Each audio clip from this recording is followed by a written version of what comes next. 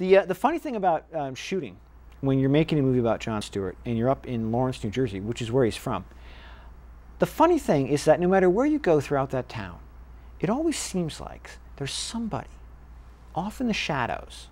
Usually this is at night, and they're sneaking a butt, and they're kind of muttering to themselves, and every now and again they call over to you.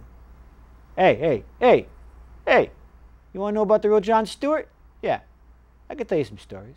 Yeah, you want to know about the real Jon Stewart? Yeah, I got stories. And that was usually his mother. Well, of course, as the director, I realized that it was very important for me when I was acting to know all my lines all the time and to be very professional. It's important as a director to set the right tone for your cast and your crew. What's wrong with you? Well, no. Well. You must know. What's wrong with you? Well, if you must know, I just had extremely wild sex. When we were shooting at the high school in New Jersey, they had kind of like a blue floor, and I had blue masking tape, so I put my mark down, and then I kept Losing it? Missing it? losing it. Oh, we are rolling, right? So we still have tape left? We're rolling. Okay. How much beer do you usually drink?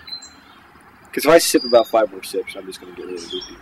Yeah, I get Well, you know, it's funny, we made this movie without a budget, so everybody who was involved pretty much was a volunteer.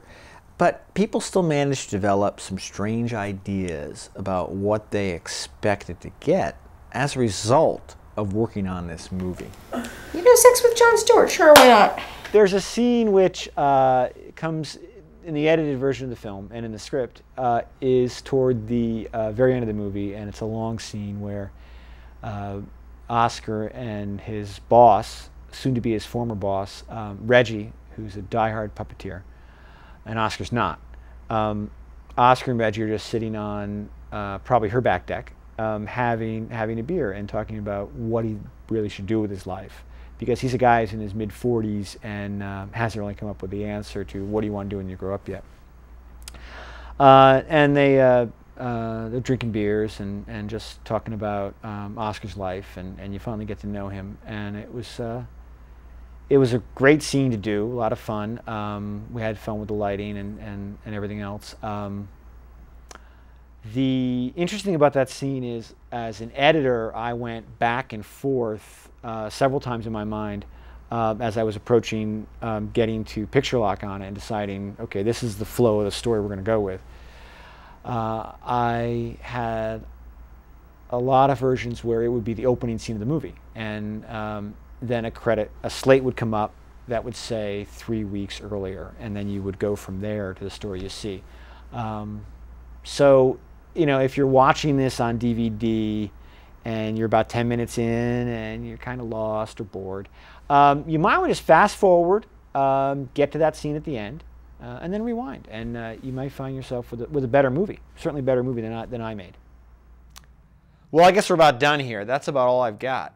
Hey, listen, can I get you something, maybe a Fresca, maybe some chips? Yeah, okay, I'll get you a Fresca. Just stay right there. I'll be back. You want the real story? I got some stories. This whole movie was my idea.